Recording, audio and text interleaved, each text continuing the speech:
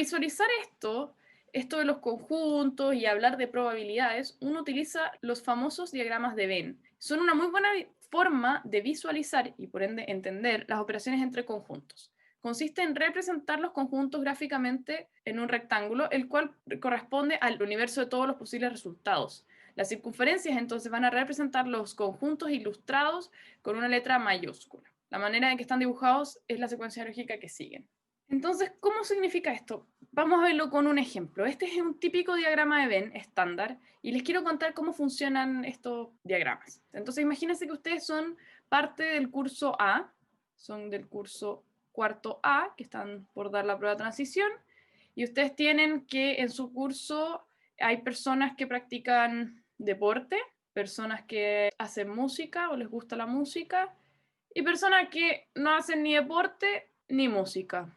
Entonces digamos que A va a corresponder a la gente que hace deporte, entonces este va a ser el conjunto de gente que hace deporte. Por otro lado, podríamos hablar de las personas que hacen música y las vamos a denotar con el conjunto B, con verde, y vamos a tener entonces que cierta cantidad de personas van a hacer deporte y música, que es lo que va a estar descrito acá, ¿no? Lo que me quiero decir es que este dibujo, lo que me está diciendo de alguna manera es que hay un conjunto de gente que hace deporte, que sería el conjunto A, hay un conjunto de gente que hace música o que le gusta la música, que es el conjunto B, y hay cierta cantidad de personas que hacen ambas, que hacen música y deporte, mientras que hay una cantidad de gente que no hace, que vamos a denotar con azul, que es todo lo que está fuera de acá. Y si ustedes juntan toda esa gente, van a tener el universo que corresponde a las personas del cuarto A, que va a ser todas las personas. Entonces, cuando hago esta U es de universo y corresponde entonces a todo el rectángulo que encierra a todos los posibles estudiantes.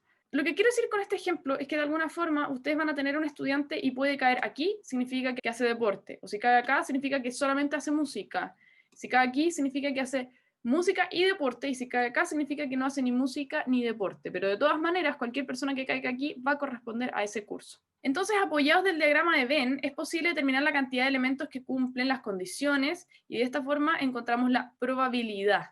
En la figura apreciamos dos círculos A y B que se intersectan compartiendo elementos del universo. Este último puede abarcar elementos que no pertenecen a A ni B, que fue lo que yo les acabo de decir. Ya que definimos entonces el diagrama de Venn, podemos utilizar esta visualización que tenemos de los conjuntos para hacer operaciones entre ellos. La primera operación que nos podemos encontrar es la unión. La unión entonces es el conjunto de todos los elementos que pertenecen a A o a B.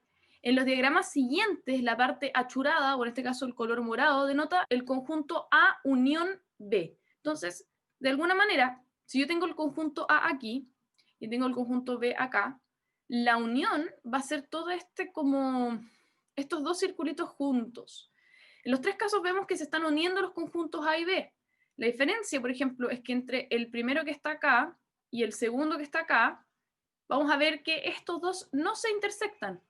Mientras que en el último vamos a ver que se intersectan y en particular B está completamente incluido en A. Entonces uno dice que B es subconjunto de A, porque todos los elementos de B están necesariamente en A. En la primera imagen entonces se aprecia que tanto A como B comparten elementos, que son los que están aquí entre medio, por lo que su unión parece dos círculos que se solapan. Y eso sería entonces el conjunto A unión B, estos dos. En la segunda imagen vemos que la unión de ambos conjuntos es simplemente cada uno de ellos separadamente, ya que no poseen elementos en común, por lo que A unión B es tal que A y B son disconjuntos, se dice. Finalmente, en la tercera imagen se aprecia el caso en el que el conjunto B, como bien dije yo, es subconjunto de A, por ende la unión simplemente es A. Esto es súper interesante. La unión entre A y B simplemente es A, porque como A está contenido en B, no aporta nada a la unión. Y eso es lo que es interesante. Cuando ustedes le digan A unión B es igual a A, significa que B no aporta nada, o ya está incluido. Y uno puede estudiar eso en probabilidades y lo vamos a ver a continuación.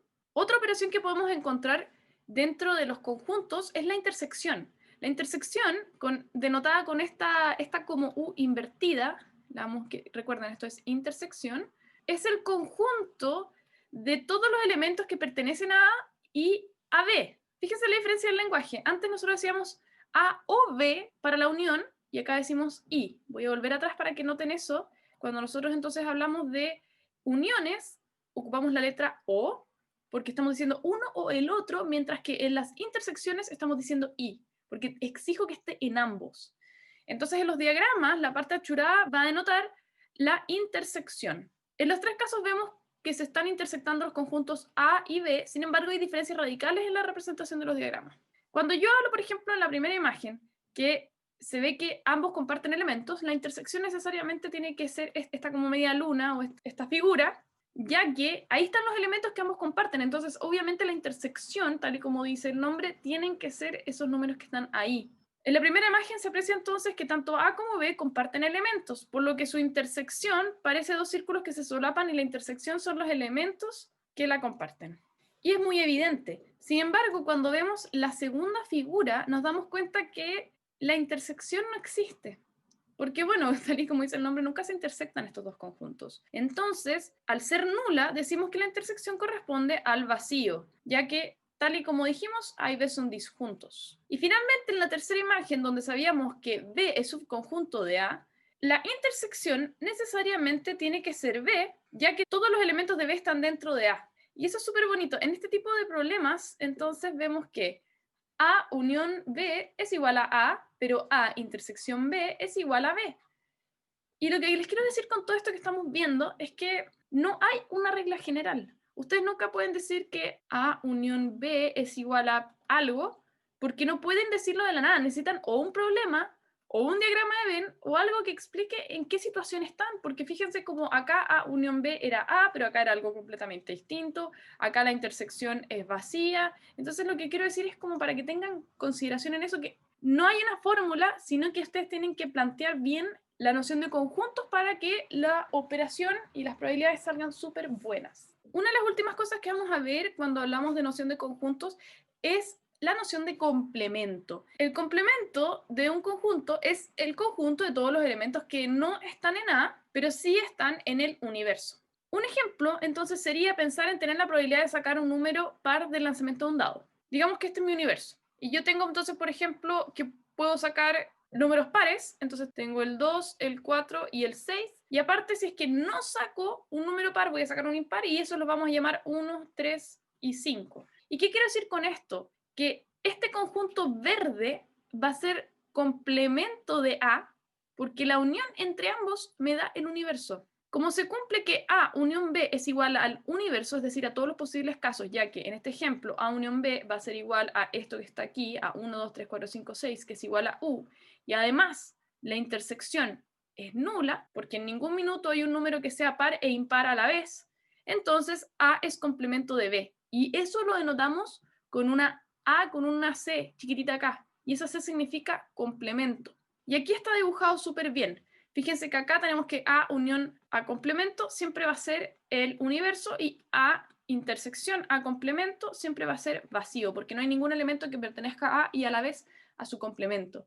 Es los típicos ejemplos que son imposibles que ocurran dos cosas, ¿no? Es como que llueva y que no llueva. No puede ser que llueva y no llueva, ¿no? Entonces, por ejemplo, esto se mezcla mucho con probabilidades, como cuál es la probabilidad que ocurra esto y que ocurra esto otro, cuál es la probabilidad que ocurra esto dado que ocurrió esto otro. Entonces, aquí es donde entra esto de las probabilidades, esto de que, bueno, ya lo vamos a ver en continuación, pero por ejemplo, cuando yo les decía cuál es la probabilidad de sacar sello o cara, está completamente relacionado con que tú estás sacando el complemento o no de un conjunto original.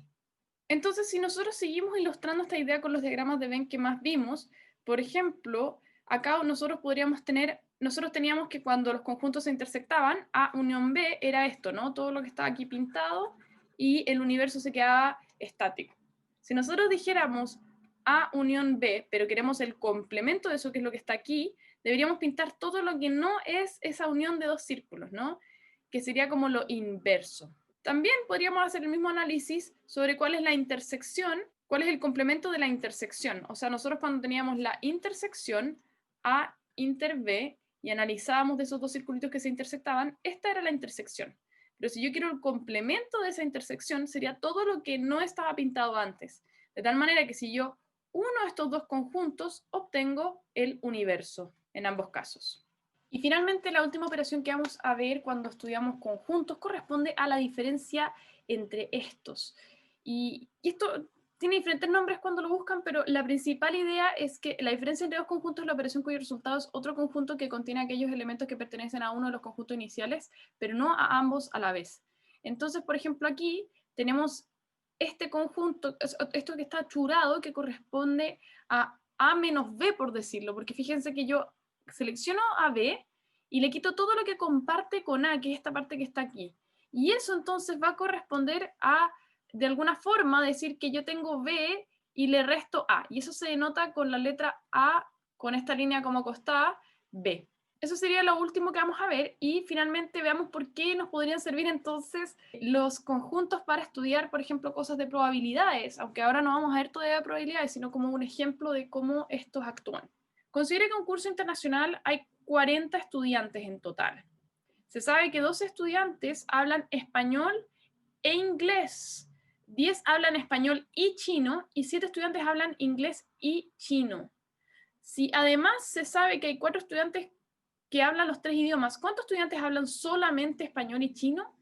Entonces aquí tenemos un diagrama de Venn donde está el curso de los 40 estudiantes, donde nos dicen que se sabe que 12 estudiantes hablan español e inglés, entonces vamos a tener que español, intersección con inglés, porque estamos viendo los que hablan ambos idiomas, van a ser entonces un total de 12 personas. Las personas que hablan español y también chino, esos van a ser un total de 10 personas, mientras que los que hablan inglés y chino van a ser un total de 7 estudiantes. Además nos dicen que 4 estudiantes hablan los 3 idiomas, entonces vamos a tener 4 personas hablan español, inglés y también chino. Entonces podríamos directamente ir acá y rellenar con un 4 porque eso hace referencia a que hay 4 personas que hablan los 4 idiomas. Pero cuando analizamos, por ejemplo, español e inglés, nosotros sabemos que hay 12 personas que hablan español e inglés. Por ende, si todo esto, toda esta media lunita debería valer 12, y acá tengo escrito un 4, esto tiene que valer 8, y cuando digo 8 me refiero a este subconjunto.